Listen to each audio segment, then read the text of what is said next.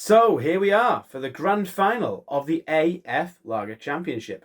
But we're not going to look at the table just yet because we're going to introduce the beers first. So you'll see from the title what the beers are anyway. So let's introduce these two beers one at a time, and then we'll talk about the beers route to the final. So the first one, the one that won the top half of the table, is the Stella Artois. Who'd have thought it? Stella Artois, alcohol-free, 0.0%. It is still standing. Let's talk about the Stella's route to the final. So, Stella started out against the Saint Etienne, which was Aldi's version of Stella, and the real Stella beat the Aldi version of Stella, moving in against the Tsingtao. Tsingtao, really nice alcohol-free lager, I thought. It's quite a close-run thing, but the Stella just took it. It had a slightly easier job against the Birra Moretti. Birra Moretti was not as good as the Tsingtao, but it got pretty far. It was a fairly decent alcohol-free lager, a little bit light in flavour. The flavour in the Stella just pushed it through to book a semi-final slot against the Warsteiner, and it really close run thing, could have gone either way. A different day, it could have gone a different way, but it beat the Warsteiner and booked the first place in the grand final. What can I say? That's the Stella. Let's talk about what it's going to be up against. So the beer that it's going to be up against is this one. Strong contender right from the beginning. A bottle of the Bitburger Drive, 0.0% version of Bitburger Pils. Let's talk about the Bitburger's route to the final.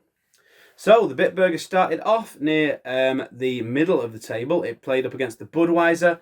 Quite easy against the Budweiser, but to be honest, the Budweiser, I've had it since. It's not that bad, to be honest. It's got a little bit of flavour to it, and it's okay, but it pales into insignificance against the Bitburger.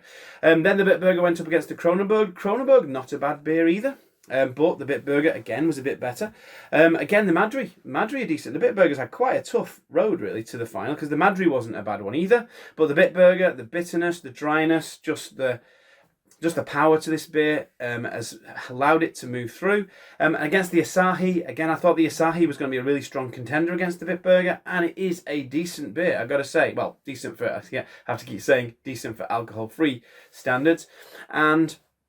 But it didn't. It got beaten by the Bitburger. Again, another very close run thing. All those four beers, as I've said before, that were in the semis, are all reasonably decent, and they're all as good as each other. But the Bitburger moved through to the final. So these are our finalists, the Stella and the Bitburger.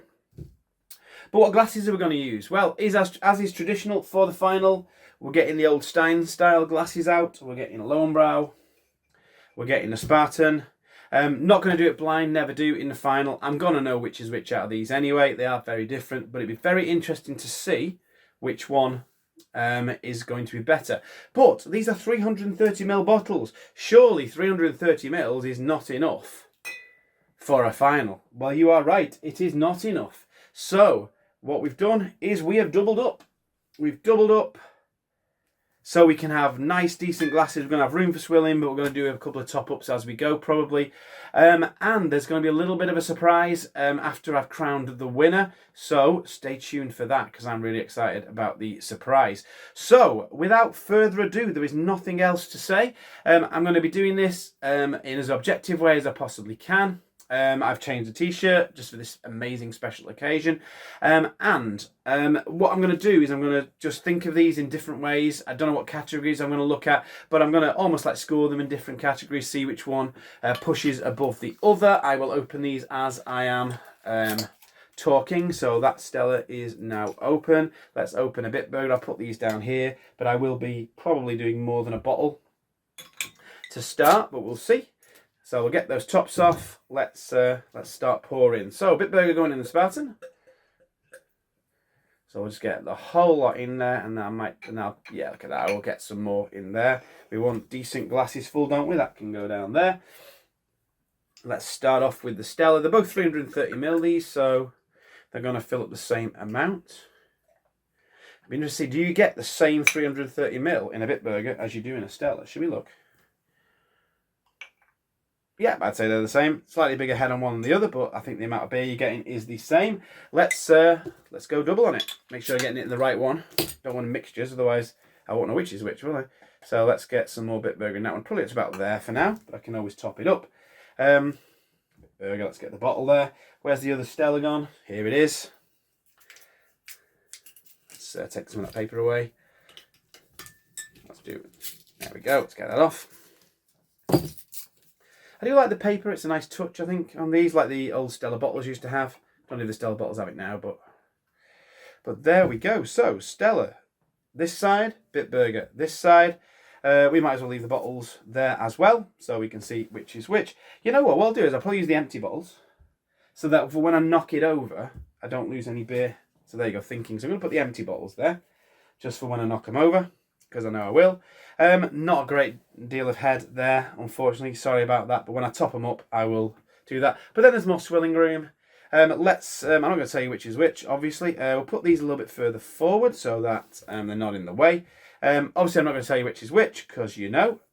So, let's have a little look at them, see how they are looking. So, appearance, they're both very similar. To be honest, the Bitburger is actually darker in colour than the Stella. That's not something that I was expecting at all. It's got quite a bit of amber in it, actually, the Bitburger. Stella doesn't have as much amber in it.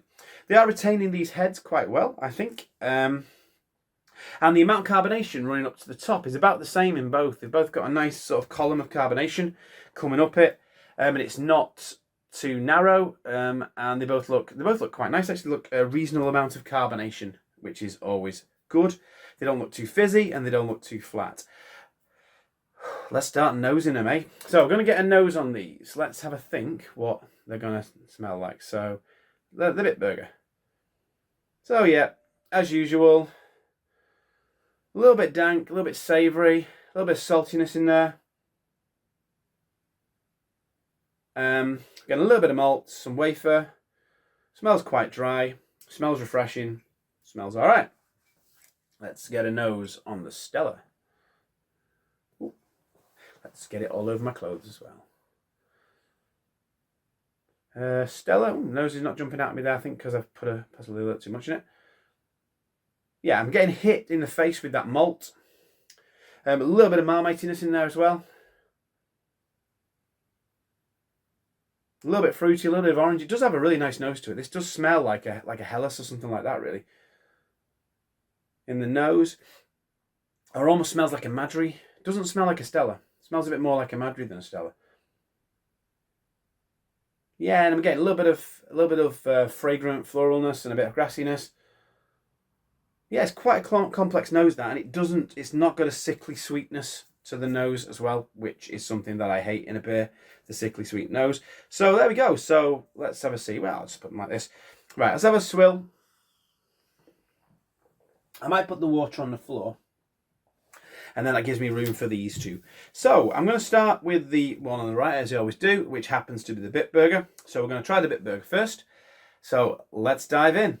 Cheers.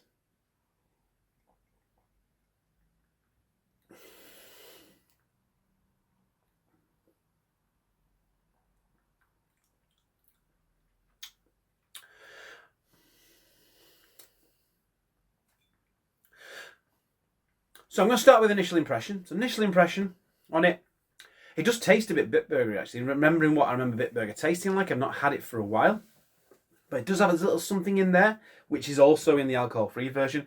Of course, it's got bags of dryness. It's got a nice bit of bitterness. A little bit of almost like a toffee stroke biscuit aftertaste there. It's a strange little aftertaste, but there is a bit of an aftertaste there. It is, it's quite long, but it's quite thin at the same time. Let's have a good old gulp. Oh, that is refreshing, though. I mean, it went down the wrong bit then. But that is refreshing. Even that was refreshing. Yeah, it is refreshing. That dryness and that crispness just makes it refreshing. And I think that if you can't get a lager that's got the depth of flavour and most of the flavours that a decent lager has, the least you can hope for is that it's nice and crisp and nice and refreshing, got a nice bit of bitterness. And this one does tick all the boxes. It ticks all the boxes apart from whatever the real Bitburger has that this doesn't. You know, this is no Kronbacher. by any means. And that's the thing, you see, I always hold things up to the Krombacher standard, which is by no means the gold standard, but I think it's a decent Pilsner that I think should be the yardstick by which all Pilsners are judged. And I think this one, up to the Krombacher yardstick, it does not have the kind of flavours, the depth of flavour that Krombacher has, but it's crisp, it's dry, it's bitter, it's fairly smooth, it's refreshing, and it has got a nice bit of flavour to it as well. So yeah, Bitburger. It's decent. See, that's what I meant about knocking him over.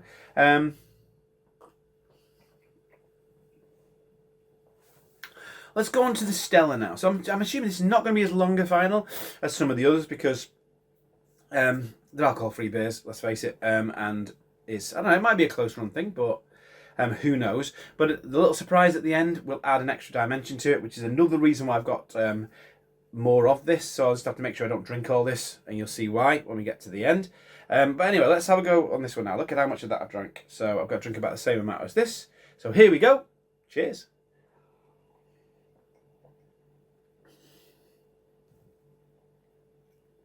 Now, I was silly that I kind of swallowed some and kept some in my mouth. So let's just have a mouthful.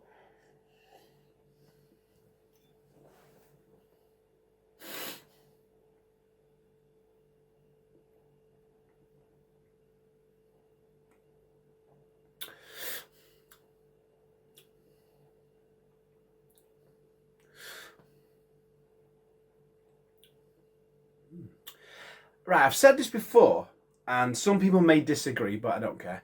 But I will say it again. This is a surprisingly good alcohol-free beer. It really is. And I said before, some of the, I'd say the worst. I mean, I don't think Stella's that bad, actually. Some of the worst beers, like lagers with alcohol in, do some of the better alcohol-free beers. I remember the alcohol-free Carlsberg. I thought was really quite good for an alcohol-free beer. And I would not drink the normal Carlsberg, saved my life. It's a similar situation here, really. This is a really nice beer. It's got a nice bit of bitterness on the end. It's got a nice bit of flavour in the middle. It's got a bit of maltiness. I don't think you could be convinced into thinking this is a real lager, but it doesn't throw those horrible alcohol-free tastes at you, that metallicness, that horrible sickly sweetness. None of that stuff is here in this lager. It's got a nice bit of sweetness to it.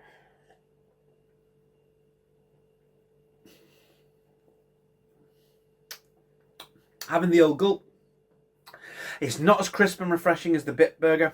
I wouldn't expect it to be, though. There's a nice bit of breadiness on the finish as well. Both of these have got a bit of an aftertaste, which is nice. Very few alcohol-free beers give you a decent aftertaste. I'm tasted almost like a syrup on toast kind of taste on this, if that's your bag. Bit of a syrup on almost like brown toast, wholemeal toast. Then, wow, it's, you know, this is what that's like, really. And that hits the nail on the head. Think very syrup and wholemeal toast for this beer. This one, you're thinking more kind of wafers and just kind of dry bitterness, as it were. And very savoury. It's a very savoury beer, this. They are very different, these two beers. It's going to be really hard to decide.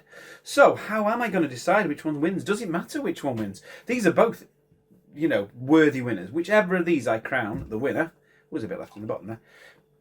Whichever of these I crown the winner will be a worthy winner and will really deserve it. Now, I don't want to spend too long coming to my decision because, well, I'll tell you, well, we'll find out. But it doesn't matter because these are going to get warmer. And the surprise is going to get warmer as well. There's your surprise thingy this again.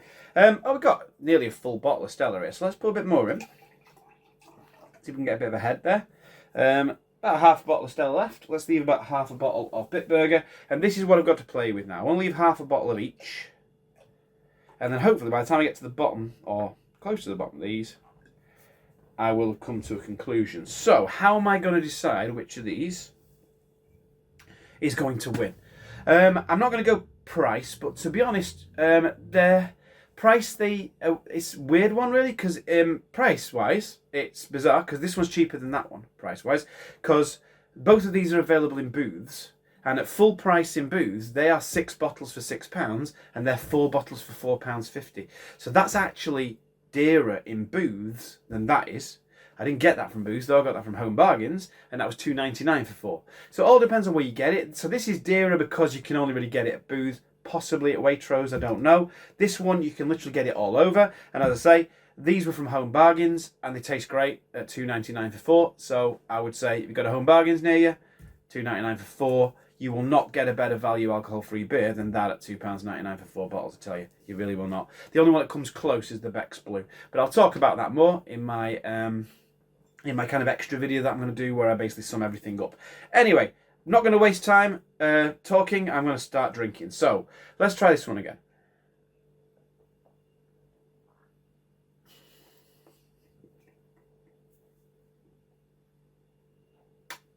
So this isn't going to take me as long, because there's not as much to talk about with these beers. It's really going to come down to, do I want the, well, I'll say the dryness and the bit. I'm trying to think of a nice way of putting it. I can't. Do I want the dryness and the bitterness? Or do I want something that's a bit more mellow and a bit, like, a bit more flavourful in the middle? A little bit that's kind of warmer in the flavour. That's kind of like a cold and crisp beer. This is more like a warm, just sort of malty beer. And it's like, which one do I prefer? Which one do I think is better? And it's going to come down, as often is, to which one would I rather have another bottle of. And it's really, really hard. They're both really good. I am enjoying them both.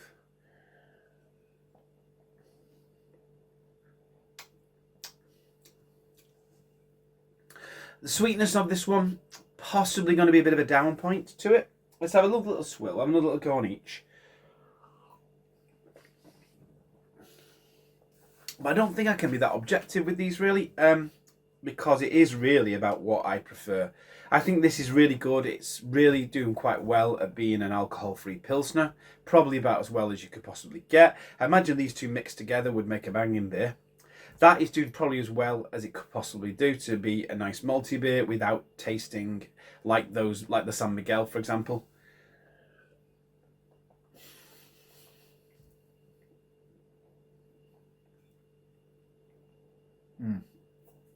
That, if you search for it, there is that Bitburger flavour in there.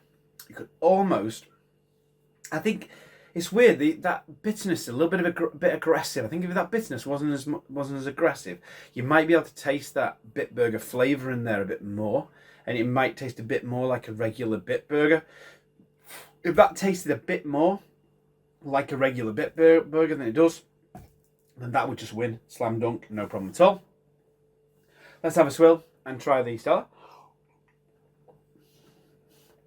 It's been a while since I had a Stella, so I don't know how well this replicates real Stella, but would I think it's a good beer if it does replicate real Stella? I don't know. I think this replicates something better than Stella.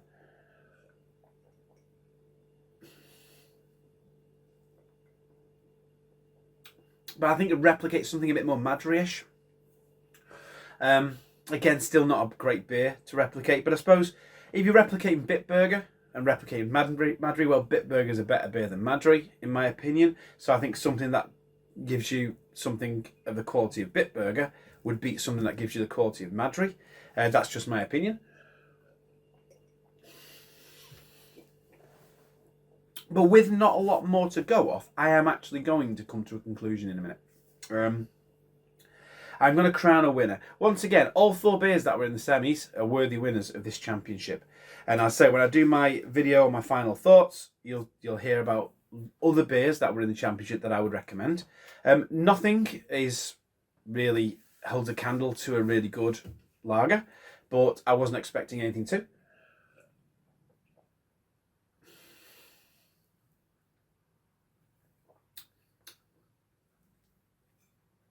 And I think I may have made my decision.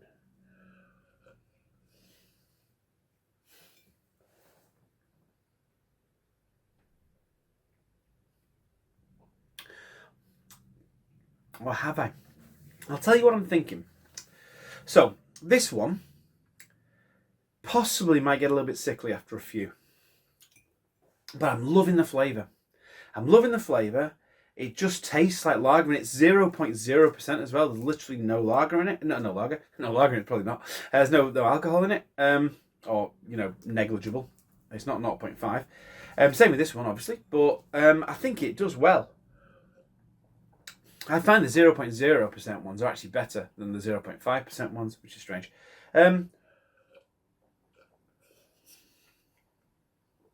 I think it's a bit smoother as well. Going down, bizarre, you wouldn't think that for Stella, but I think it's a bit smoother going down. And I think that little bit of sweetness is actually making it smoother to go down than this one, although it could get a little bit sickly. This one will never get sickly because it is so dry. That massive bitterness I've got a little bit of a problem with because I think it overpowers the flavours. I think this is so well balanced, and with me it's all about balance, as you know. I think this is winning so far. I'll have a couple of sips just to let you know that it's quite possible that you could have possibly the upset of upsets, and this plucky little fella has actually just stormed through this championship, really has. But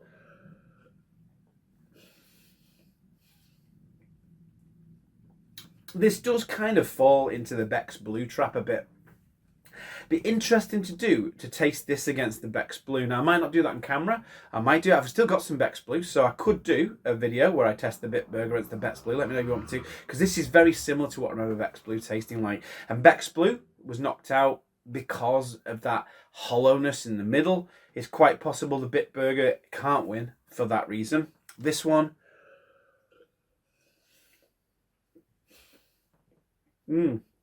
it's crisp, it's refreshing, it's got a little bit of bitterness there, and the bitterness comes at the end. It makes you want to go in for more. It's got a nice bit of flavour to it. It's getting a bit warmer now, I'm getting more of that flavour, but ice cold, this would be really nice in the garden. And you could drink several of these and it would be absolutely great and you'd be absolutely fine. I can't remember what the sugar's like, but I think the sugar content are very similar to these. I think they're about, I might be wrong, they might be about 1.8 grams per 100 mil, which, or is that, is that 3.8? Not that it matters, I'm not going to let this sugar bother me. Now my eyes are dreadful, but I'm sure that starts with a 0. I might be wrong, but I'm sure it's a 0.8 or something. Which is extraordinary if that's true. Yeah, 2.6 in a bottle. So 2.6 grams in a bottle. That is remarkable, I think. 2.6 grams of sugar in that. And it's got a little bit of sweetness. And the thing is, I've said this, I mean, I might be waffling here. Oh well, it's obviously not the alcohol that makes me waffle in these finals.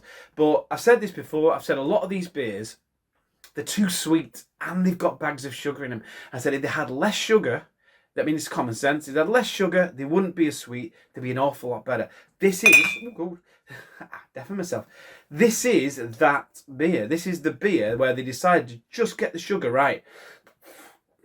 They've got very little sugar in it, but it gives it a little bit of sweetness, which makes it so nice. The Bitburger, I can't read that because of the colour of the writing, but I'm pretty sure the sugar is very low on this one as well. And I'm not going to spend ages here. I've told you about the sugar in it. Anyway, I think it's very similar. It might even have a bit more sugar in it. But I say dry, it's bitter.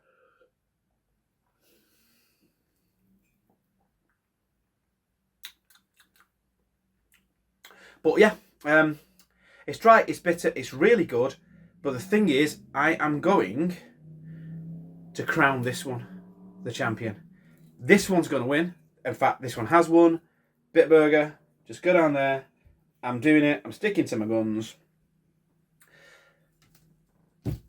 The winner of the alcohol-free lager championships is Stella.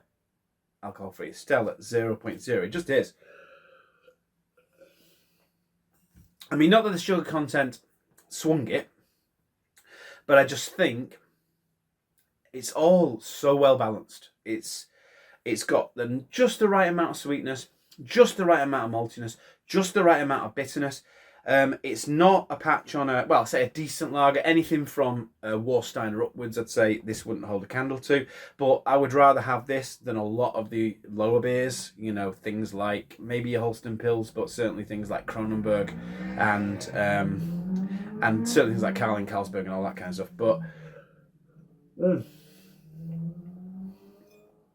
Yeah, it's just nice. I mean, if you don't agree with me, that's fine. But I think it's a really good alcohol-free beer. It's one that you wouldn't think because Stella, a lot of people will say, I'm not having Stella. But there you go. So there we go. The champion, Stella Artois. What can I say? I will not say I have a good one because what I'll do is, just because this is getting quite long, I'm just going to cut away and then come back just to check that this has actually videoed. I don't want to get through it all and find out it didn't work. So I'm going to cut and I'll be back in a sec. And I'm back, and yes, so everything was fine. It was still recording. I just thought that I'd go back to the camera and find it wasn't recording anymore for some reason, and I'd have to do it all again. But it was still recording, so that first bit recorded absolutely fine. So I am now going to finish it off. So I'm going to top up both of these beers. Now, unfortunately, I do not have a third Stein style glass because I threw the old ones away. But I'll put them bottles down there. I'm going to fill up the Bitburger, which is a bit more in here, I think, because... Oh no, that's about the same there. It's about half a glass of each. Possibly should have held on to it a little bit more, but that's fine. So Bitburger and that, and I'm going to bring another glass. Now this glass, I hope it's clean. I've rinsed it out several times. I really hope it's clean enough because I want to give this a chance. So I often think, well, how good can an alcohol-free lager get? And when I say that, I'm not talking crafty ones, because I know crafty lagers, they can be quite good and they hide the fact they're alcohol-free, but then they do have all these different crafty tastes to them. They're bordering on a pale. I'm not judging it and that thing. I'm judging it from the kind of German lagers and the Spanish lagers, the Italian lagers and that kind of thing. So I'm just thinking, who could brew possibly the best non-alcoholic lager? And I thought, well, who brews the best alcohol, best lagers as far as I'm concerned? Well, best lagers I've ever had in my life are brewed by Augustiner and Tegernseer. So I was at a bottle shop recently and I just happened to see an alcohol-free bottle of the Tegernseer Hell with the label peeling off it. Now this has been out of the fridge as long as the other beers have been out of the fridge, so it should be the same temperature as them. But this is, I couldn't believe I saw this, I'm surprised they've got it. This is the Tegernseer Hell alcohol free. So it is what a lot of people believe to be the best Helles in the world and possibly the best lager in the world, and it is actually the alcohol free version. And it was about £4 a bottle, so it wasn't cheap, but I just wanted to see like how good can it be? So this is 1.8 grams of sugar per 100 ml, so it's not loaded with sugar, which is great. I'm going to get the top off because I want to get it poured while it's still quite cold. I'm not sure what happened then. I think I just hit the wrong bit of my hand with the thing. Right, so let's start pouring it, and hopefully it won't be a really dirty glass. It's okay. It's a bit dirty, but it's okay. We're getting ahead there and stuff. Let's have a decent glass of it. So this is where I'm finding out now whether you can get it any better. Now, I'm not saying this is going to be a particularly great alcohol-free beer. It may not be brilliant. But I think this is the best you're going to get, really, or the best way I could tell whether it's worth spending more if I want a good alcohol-free Helles, for example. So, I'll just review this standalone in a minute. There you go. Looks okay, doesn't it? It's nice and clear. It's very light in colour. How does it compare? Well, obviously it's darker than the Bitburger. It's not massively, it's pretty much clear. But I remember the Tegernseer was never crystal clear. That's the lightest of the three. Let's get a nose on it. So here we go. It's got a nice head retention. Let's get a nose on it. So it's a bit creamy, it's a bit lemony, it's very different. And malty, it's getting a nice bit of malt there. There's a nice bit of a Helles vibe to it. Interesting. It's a bit Ayengery in its nose, I would say. A bit Ayengery, those kind of fruity smells I'm getting with the Ayenger sometimes. Smells a little bit crafty. Cracking head retention. So, and a bit creamy, quite fresh, quite fragrant, quite a lot in the nose there really. But again, it's going to be about the taste. Could I be convinced into thinking I'm drinking a proper lager here? Well, there's only one way to find out. Let's dive in. Cheers.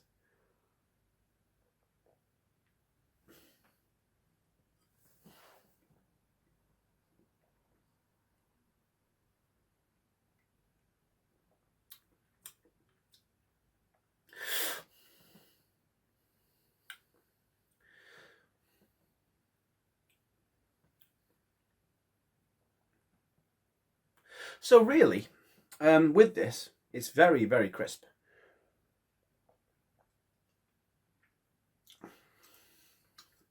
So it's crisp, it's really smooth. It's a lot smoother than either of these. So you can tell it's been brewed really well. Tegernsee is a Helles, and obviously tastes like a Helles. This does not taste like a Helles. This tastes more like a craft alcohol-free lager. It's quite a bit of lemoniness to it. It's quite dry. Not a huge amount of a malt profile to it. Let's try the Bitburger.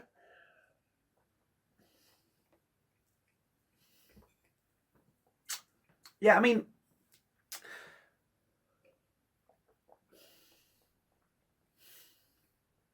it's very good. I think it's possibly nicer than either of these two, but for what I'm looking for at representing that kind of pale lager style, I don't think it's doing a great job. It is more kind of a crafty lager. If this was an alcohol-free craft lager, I'd be very impressed. But it does say Tegernsee Hell, which means it's trying to be a Helles. To me, this doesn't taste like a Helles. It doesn't have any maltiness to it, really. Bit in the background, but it's almost like that fruitiness is kind of taking it over a bit. Let's try the Stella.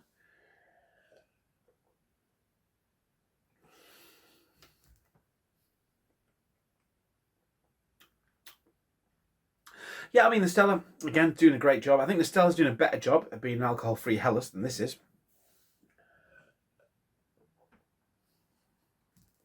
I should say tasting like an alcohol-free Helles. I mean, I think Helles is to do with the way it's brewed, I think. Correct me if I'm wrong. I don't know anything about brewing. But, so they don't have to taste like I expect a Helles to taste like. But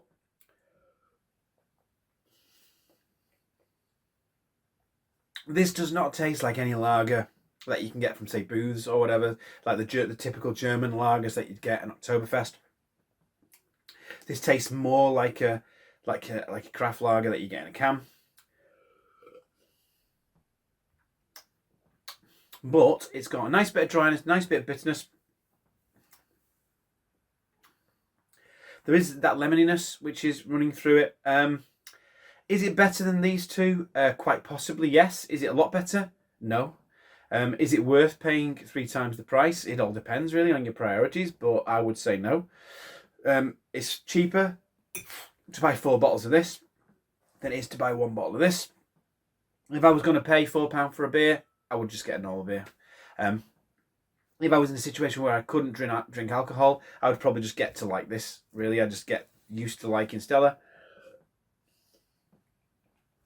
And I'd quite possibly just live on Stella and Beck's Blue. I don't know.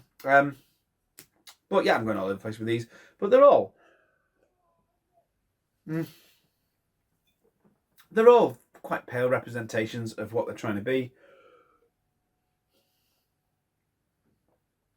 And while the Tegernsee is different, and does it taste alcohol-free? Possibly not, but when you're making it so different in flavour, you can steer away from those typically alcohol-free flavours. It's almost like just like quite a dry drink with a bit of lemon in it, really. There is a bit of a crafty lagery vibe going on there, really, but I don't really want to... Oh, that was a great pour, wasn't it? I don't want to really waste any more of your time talking about this. It's, yeah, it holds the head quite well. It's reasonably nice. It would be nice and cold, refreshing on a hot day. But I think, really, if you want an alcohol-free lager to replace the kind of lagers that you get in the supermarket, there's no point in trying to seek out something extra special. One of these or some of the others that were in the championship are just as good, really. If that's good enough for you, then great. If not, then maybe I'll have to wait and see if they get any better. Let's take these down. Let's put these on the floor. I have wasted far too much of your time, but hopefully they enjoyed seeing my ramblings and my nonsensical nonsense. But we're going to sign off now. Until next time, have a good one.